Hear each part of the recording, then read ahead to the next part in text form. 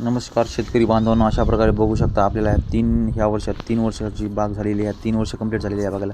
आणि आमट्या बहार असा फुटला होता, तर आपण ही जी झाडांची फळे तोडून फेकत आहेत.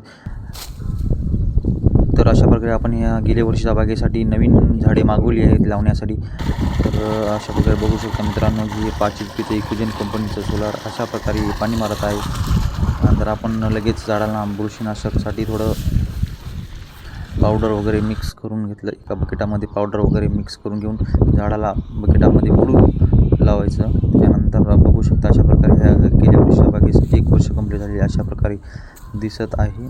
असे बरेच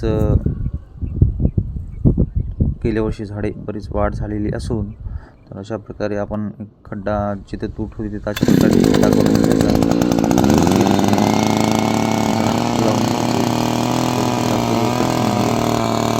लावायची.